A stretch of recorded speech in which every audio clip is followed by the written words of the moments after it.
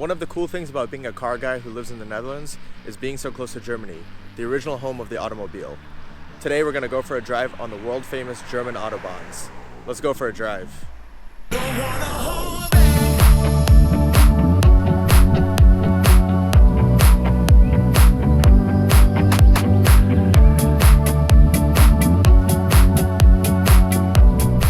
Now, I've wanted to make this video for quite some time now, but due to the COVID restrictions and border restrictions, I haven't been able to do that.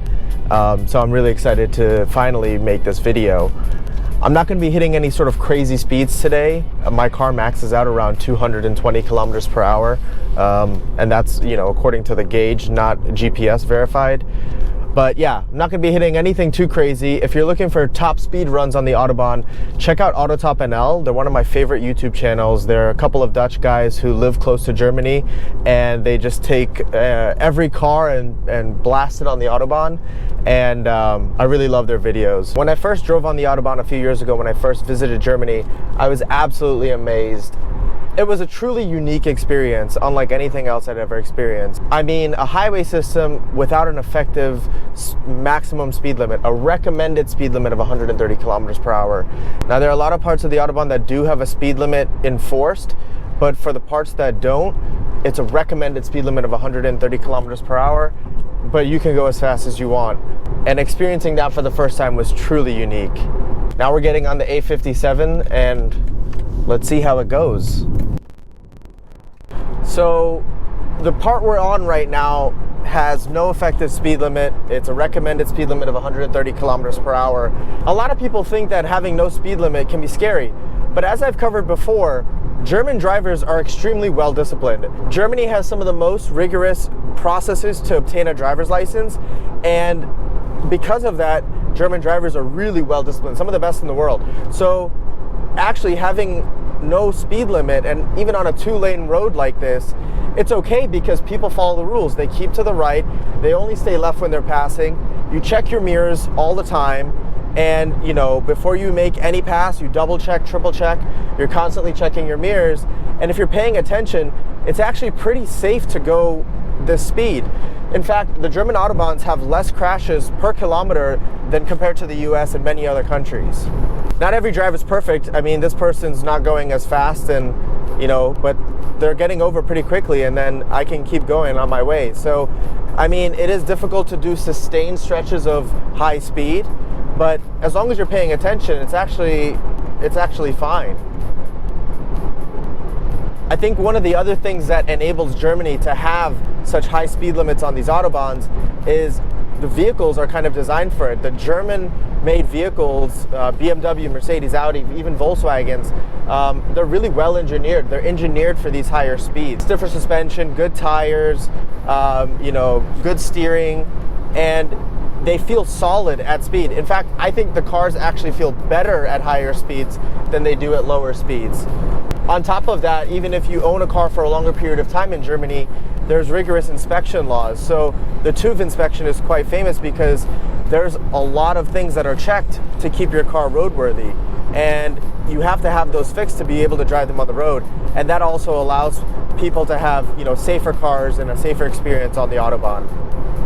You can see trucks also generally keep to the right. And right now I'm cruising around 180 kilometers per hour, give or take. And it's comfortable.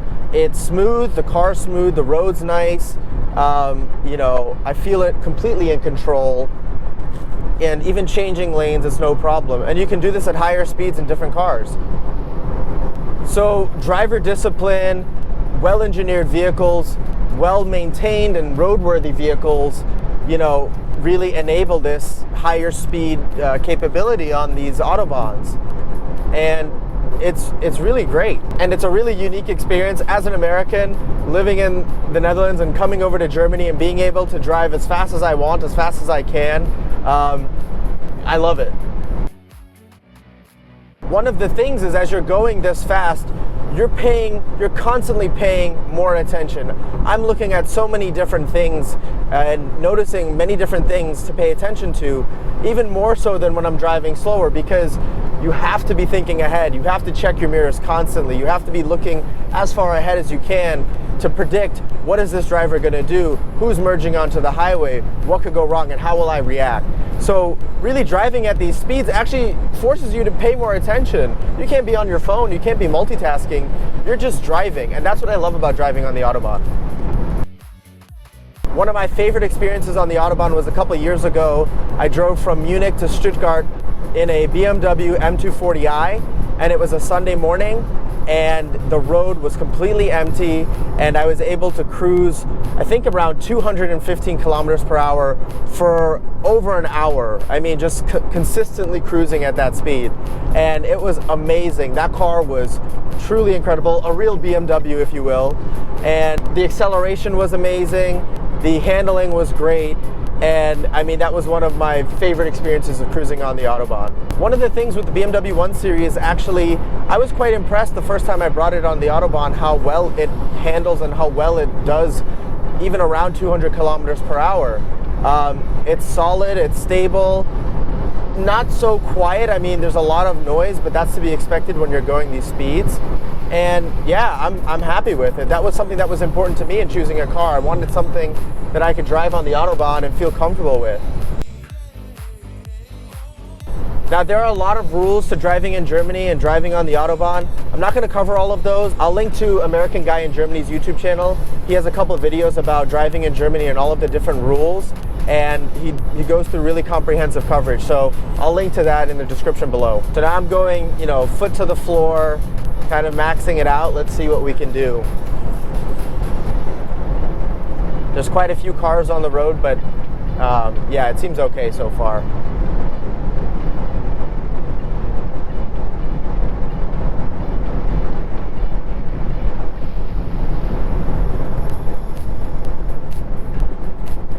This is an example of looking ahead, looking at that person changing lanes and anticipating that move and adjusting your speed accordingly.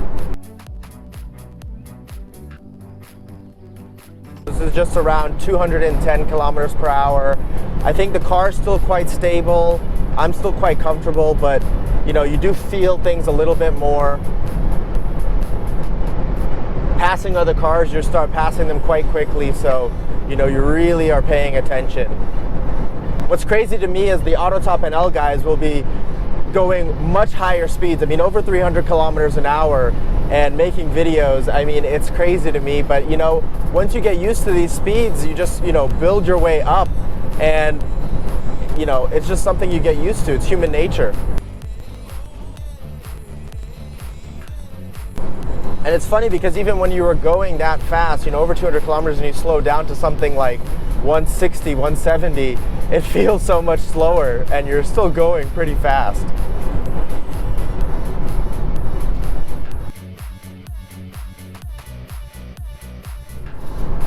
So I think that's mainly it. Those are mainly the points I wanted to cover. As an American car guy, I love driving on the Autobahn. I think it's an amazing experience. We'll see how much longer the no restricted speed is allowed. There's a lot of talks about, enforcing 130 as the max because of environmental concerns. So while it's still allowed, I'll take advantage of it as much as I can. Today, unfortunately, it's a bit busy, so I'm heading back towards the Netherlands now, and maybe no top speed runs on the way back, but we'll see. But what do you think? What do you think about the Autobahn? Have you driven on it before?